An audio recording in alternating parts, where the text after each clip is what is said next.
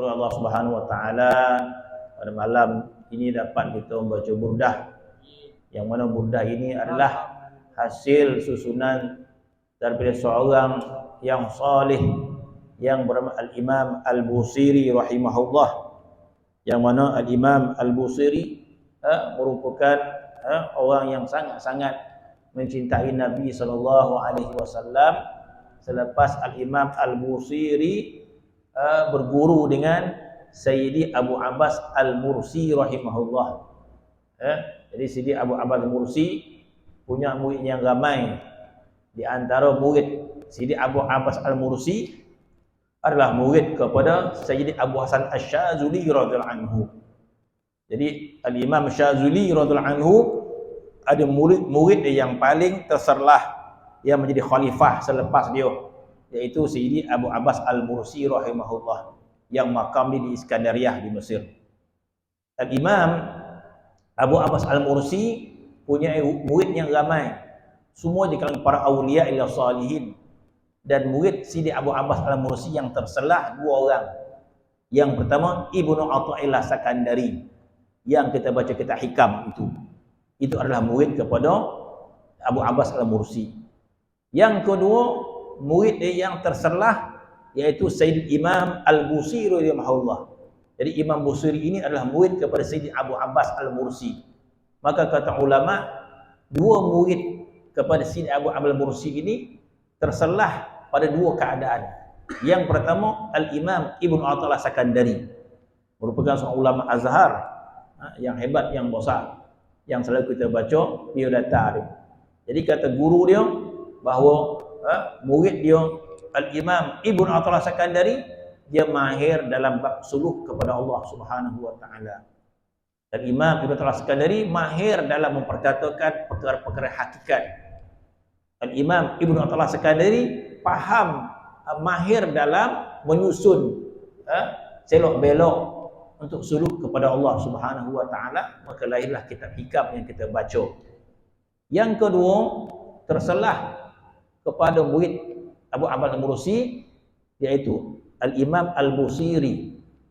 Al-Imam Al-Busiri adalah lambang mereka yang mencintai Nabi SAW. Al-Imam Al-Busiri asalnya adalah seorang penyair yang hebat. Dia adalah sastrawan, dia penyair. Maka pada waktu awalnya, kehebatan dia dalam bahasa Arab, kehebatan dia dalam sastra, kehebatan dia dalam bersyair, maka akhirnya dia bekerja di istana.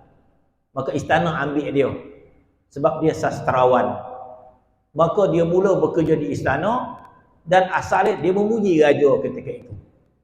Dia memuji raja yang memerintah, maka dapat duit. Semakin hebat dia memuji, semakin dia dapat duit anugerah daripada raja. Raja-raja dahulu dia ada penyair-penyair dia untuk memuji mereka. Maka raja-raja dahulu apabila dipuji, itu tidak sama dengan Nabi SAW. Sebab itu sebagian ulama mengatakan tidak saigyo seseorang itu memuji seseorang di hadapan dia. Tidak sepatutnya seseorang memuji secara berhadapan kepada sahabat dia. Bahkan ada riwayat mengatakan sekiranya kita memuji orang depan-depan, kita membinasakan orang itu. Ada riwayat hadis yang melarang kita puji kawan kita depan-depan. Sebab apa? Membinasakan dia. Kenapa membinasakan? Sebab dia terangkit surabah. Jadi puji orang depan-depan ni apa bahaya dia? Takut dia terangkit. Dia terangkit, dia perasan dia ujub. Dia ujub. Oh, kau ni handal asah salih ya, betul.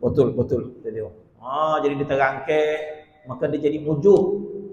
Jadi ujub, takut jadi ujub. Jadi kita ni puji-puji payah kita nak nahan. Bila orang puji kita sehingga terlintas hati kita, memang betul apa yang khabar tu. Cukup sekadar itu binasa amal kita. Orang puji kau, engkau ni alim lah, engkau ni salih lah, engkau dah jadi wali lah. Kita tak tahan kita puji. Tapi sekali kita lintas, betul apa khabar tu. Mana itu ujub. Maka ujub membinasakan kita. Sebab itu dilarang kita puji orang depan-depan. Ya. Kecuali Nabi kita sallallahu alaihi wasallam. Kecuali Nabi kita sallallahu alaihi wasallam, Nabi dibenarkan sahabat puji depan-depan. Nabi dibenarkan puji depan-depan. Kenapa? Sebab Nabi terselamat daripada riya, terselamat daripada ujub. Itu Nabi SAW. Terkecuali Nabi. Bermakna kalau iman kita kuat, tak apalah kita tahan dengan puji kita. Makna orang yang kuat iman dia, apabila dipuji, dia serahkan pada Allah Subhanahu Wa Taala. Bila dipuji, dia serahkan pada Allah Subhanahu Wa Taala. Jadi orang puji kita alim, Allah Ta'ala yang beri kita ilmu. Orang puji kita soleh, Allah Ta'ala yang beri kita kesolihan. Ada copek-copek pulang kepada Allah Ta'ala. Yang tak tahan, kalau dia tahan sendiri, memang dia nandal. Maka akan binasa amal kita. Sebab itu Nabi SAW tidak dilarang memuji di hadapan dia. Sebab Nabi terselamat daripada ujub dan riya. Sebab Nabi penuh ma'rifah dia kepada Allah Subhanahu Wa Ta'ala.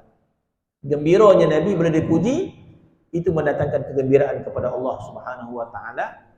Sebab itu zaman Nabi, sahabat memuji Nabi depan-depan. Hasan bin Sabit tak salah, salah seorang sahabat Nabi yang memuji Nabi SAW. Bahkan dalam masjid Nabi ada satu membar khas.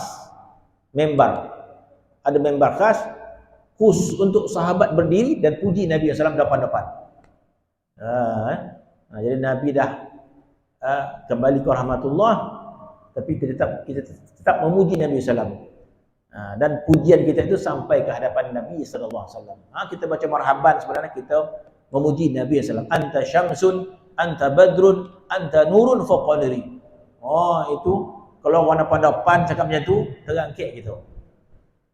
Kita yang tak kuat iman ni, kalau orang kata anta syamsun, engkau itu umpama matahari, engkau umpama bulan, ada khabar gitu. Tapi Nabi bila sebut anta syamsun, anta badrun, anta nurun fawqa nuri, maka Nabi terselamat binasaan, bahkan mendatangkan kesukaan kepada Nabi sallallahu alaihi wasallam.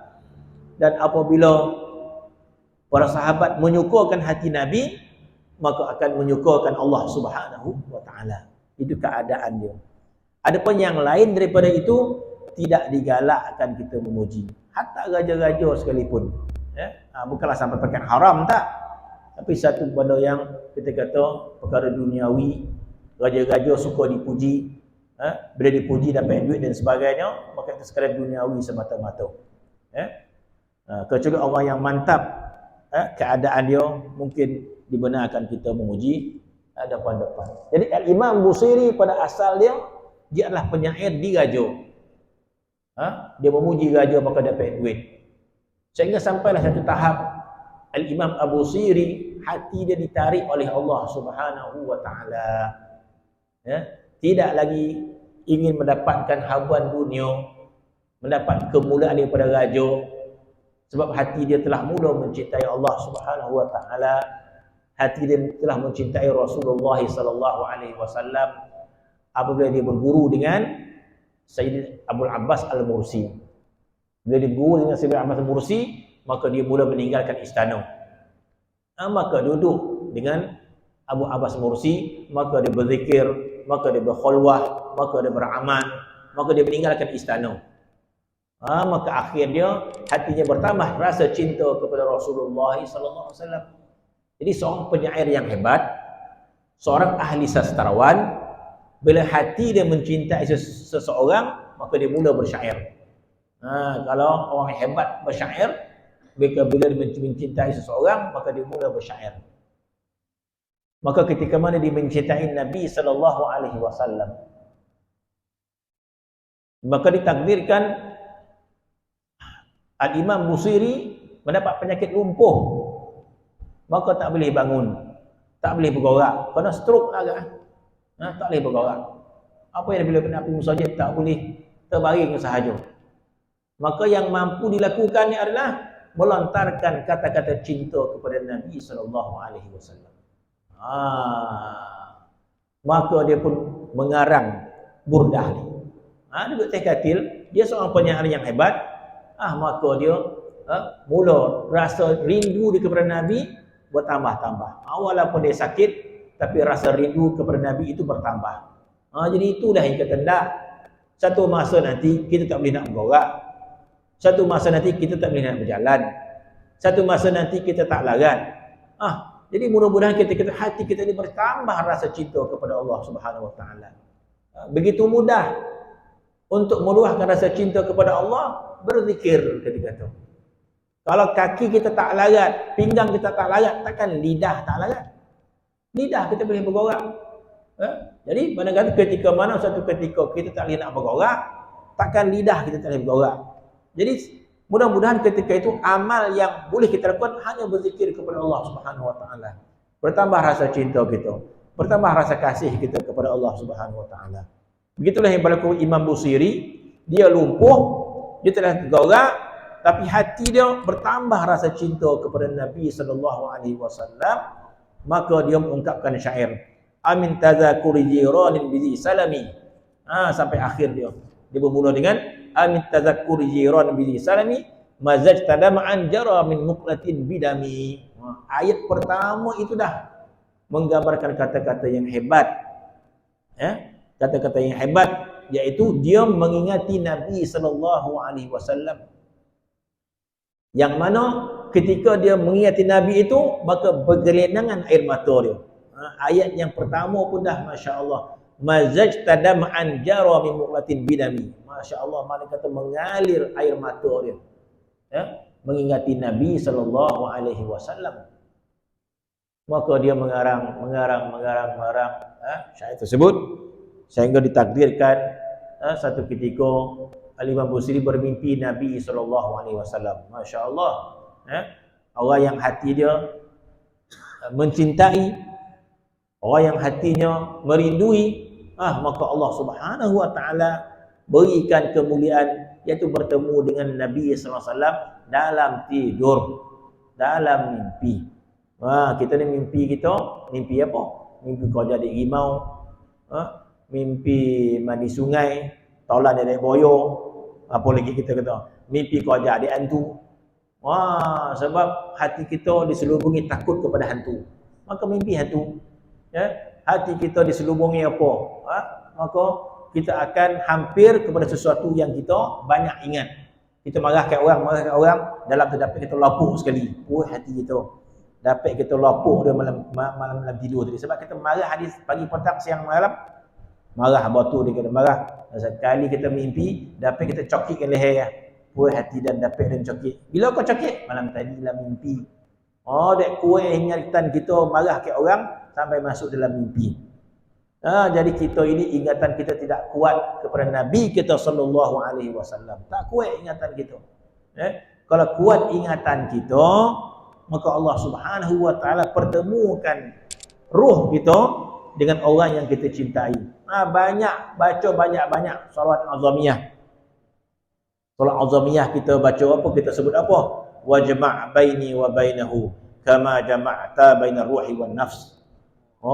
Kita doa solat azamiyah, wajma' baini wa bainahu, ya Allah himpunkan hatiku dengan Nabi kama jama'ta bainar ruhi wan nafs, sebagaimana engkau himpunkan di antara ruh dan juga jasad. Macam mana Allah Taala himpunkan ruh dan jasad, tak dapat kita bezakan mana ruh mana jasad. Di situ ruh, satu jasad, mana bersatu ruh dengan jasad. Begitulah kita minta supaya hati kita bersatu dengan Nabi, umpama Allah Taala satukan ruh dan jasad, zahir wa batinan, zahir dan batin dan sebagainya. Maka Allah Subhanahu Wa Taala memuliakan kita, maka dipertemukan ruh-ruh orang yang mulia. Jadi begitu yang berlaku pada Imam Al-Busiri rahimahullah. Walaupun dia lumpuh, walaupun dia sakit, tetapi hati dia tak sakit.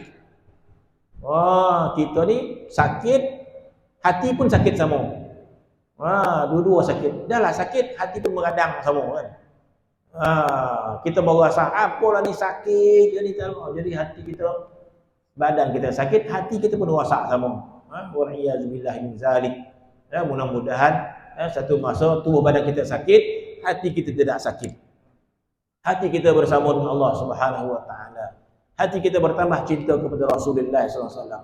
Kita ada kitab manaqib Nabi sallallahu alaihi wasallam. Para ulama dahulu ketika nak meninggal dunia, siap kitab sebelah dia. Kitab apa? Kitab Syama'il Muhammadi. Masya-Allah. Para ulama siap kitab sebelah dia. Kita ada kitab Jawi pun ada. Siap sebelah tu. Kitab apa? Kitab tentang Nabi SAW. Maka di antara para ulama, bila dia nak meninggal dunia, siap kitab Syama'il. Syama'il tentang Nabi SAW. Maka dipegang, maka dibaca. Kitab Syama'il Muhammadiyah. Siapa nama dia? Siapa akhlak dia? Bagaimana keadaan dia? Bagaimana sirah dia? Maka ketika nak meninggal dunia, membaca sirah-sirah Nabi SAW. Agar bertambah ingatan kepada Nabi kita SAW. Ni bila kita nak meninggal, lain kita ingat. Di malang lah gitu. Jadi Imam Busiri begitu. Sehingga bermimpi Nabi SAW. Maka dalam mimpi itu, Nabi datang. Maka Nabi menyapu tempat yang sakit tadi. Mana lupa Nabi sapu. Maka dikatakan malam tu dia sembuh. Disebabkan Nabi datang menyapu badan, maka sembuh daripada lumpuh tersebut. Dan satu riwayat mengatakan Nabi melemparkan selendang dia. Nabi pakai burdah. Selendang ni burdah nama dia. Dalam bahasa Arab selendang ni burdah. Nabi pakai burdah. Nabi pakai ridak. Ridak juga. Ini juga burdah pun ini juga. Maka dalam mimpi itu Nabi pakai burdah. Selepas Nabi sapu, Nabi lemparkan burdah dia dekat yang Imam Busiri. Maka kata riwayat, bila Imam Busiri jaga, burdah Nabi itu ada dengan dia. Masya Allah ketika itu. Ini satu mukjizat yang pelik. Perkara ini banyak berlaku. Berapa kali berlaku. Orang mimpi Nabi SAW di masjid Nabi, zaman-zaman dulu, orang mimpi Nabi. Jadi orang Arab itu dah lapar. Orang Arab itu dia lapar. Maka datang masjid Nabi SAW. Maka dia membaca, menyebut bahawa sepatutnya tuan rumah memuliakan tetamu, kata dia. Jadi dia datang masjid Nabi, dia mengharapkan Nabi memuliakan dia. Dia tetamu dan dia lapar. Nabi dalam alam barzah. Bermaksud dia bermohon kepada Allah, mudah-mudahan dengan ziarah kepada Nabi SAW, Allah Ta'ala bagi dia rezeki kepada dia. Mudah-mudahan Nabi mendoakan kepada Allah dia dapat rezeki. Maka akhirnya orang tadi terlelap. Berhampiran dengan makamnya Nabi SAW, terlelap dia. Dalam terlelap tu, tiba-tiba dikejut ada sahabat Nabi datang, bangun, dia kata, Rasulullah nak datang. Rasulullah bawa makanan, kata dia. Sebab kalau lapar ni, Nabi datang dalam tidur dia. Dalam keadaan dia loti-loti terlelap, maka bermimpi, sahabat datang mewujudkan dia, dah Rasulullah datang menghulurkan engkau wuti. Nabi bagi dia wuti. Maka dia pun makan. Makan, terjaga wuti ada kat tangan tu. Ada benda yang boleh. Kita kata benda tu karamah bagi orang yang mendapatnya. Begitu Imam Al-Busiri rahimahullah. Maka Imam Busiri mendiamkan perkara tersebut. Dia tak cerita. Jadi kalau mimpi Nabi dan sebagainya, maka dia mendiamkan, dia tak cerita. Dia diam. Tapi dia dah sehat dah. Jadi zaman Imam Busiri, zaman tu ramai juga para awliya. Wali-wali ramai zaman tu. Jadi wali-wali ini ramai yang kasyaf. Allah Subhanahu wa taala kasyaf pada dia. Maka Imam Busiri lalu pada satu kumpulan orang yang soleh, ahli zikir, ahli tasawuf, ahli sufi, ahli Allah. Maka dia tahan. Berhenti jangan tuan, dia kata. Imam Busiri berhenti. Bacakanlah kepada kami burdah, kata dia. Dia belum cerita lagi burdah di kalangan kepada orang. Tapi orang tadi tanya, dia minta dah. Bacakanlah kami burdah. Imam Busiri pun terkejut. Burdah yang mana? Dia tak cerita orang pun. Ya burdah yang engkau karang burdah tersebut sehingga kau bermimpi orang yang menyembuhkan engkau, kata dia. Tahu dia bahawa Imam Busiri ni bermimpi Nabi SAW sehingga dia sembuh. Masih hebat juga. Orang soleh tadi. Dan akhirnya Imam Busiri menyebarkan burdah dia semenjak zaman dia sampai sekarang burdah ni tersebar seluruh dunia. Di Mesir, di Yaman, di Maghribi, di Syria, sampailah ke tanah air kita. Datang burdah ni. Jadi ingat burdah. Kita ingat berdah. Kita apa kan berdah bukan berdah, burdah. Jadi itulah. Jadi ramai para ulama menggalakkan kita baca burdah. Sebab apa? Sebab dalam susunan yang ditulis oleh Imam Al-Busiri rahimahullah, sehingga ulama besar di Al-Azhar, ulama besar di Azhar, dan juga ada penyair yang hebat, penyair yang hebat. Di belakang kitab ni ada tulis. Siapa nama penyair ni? Amir Syu'ara, mana raja segala penyair. Ahmad Syauqi. Ahmad Syauqi ni penyair yang barulah di Mesir zaman 40-an 50-an, di antara sastrawan yang hebat di Mesir, nama Ahmad Syauqi. Ahmad Syauqi ni sastrawan hebat di Mesir. Apa kata Ahmad Syauqi bila dia melihat Burdah Busiri ni? Ahmad Syauqi ni seorang penyair, Abu Syu'ara Ahmad Syauqi. Ahmad Syauqi kata bila dia tengok Burdah Imam Busiri ni, gaya bahasa dia, sastra dia, maka kata Ahmad Syauqi, dia kata Burdah ini bukan dibuat oleh otak manusia, kata dia. Ahmad Syauqi ni seorang yang sastrawan hebat Arab. Bila dia baca ayat-ayat Burdah ini, dia kata Burdah ini bukan terhasil daripada akal pemikiran manusia, kata dia. Kenapa pula? Bila dia lihat kata-kata Burdah ini, dia kata ini adalah ilham Rabbani, dia kata. Burdah ini dikarang melalui ilham Rabbani, bukan daripada belajar orang bahasa Arab. Orang tu belajar bahasa Arab, pandai sastra, maka tak, kata dia. Bila dia lihat susun bahasa dia, maka kata Ahmad Syauqi, Burdah ini bukan disusun oleh otak manusia, kata dia. Orang pandai bahasa Arab macam mana pun tak mungkin boleh mengarang kata-kata sebegini. Jadi daripada mana? Dia mengatakan ini ilham Rabbani, kata. Orang yang soleh, orang yang hati dia bersih, mencintai Nabi SAW, maka kata-kata ini datang dari ilham Rabbani, kata Ahmad Syauqi. Tak ada seorang pun boleh mengarang kata-kata pujian kepada Nabi sebegini, kata Ahmad Syauqi. Jadi itulah yang dinamakan Al-Burdah Al-Busiri. InsyaAllah, mudah-mudahan Allah Subhanahu Wa Taala memberikan kita rahmat dan berkat insyaAllah. Bismillahirrahmanirrahim.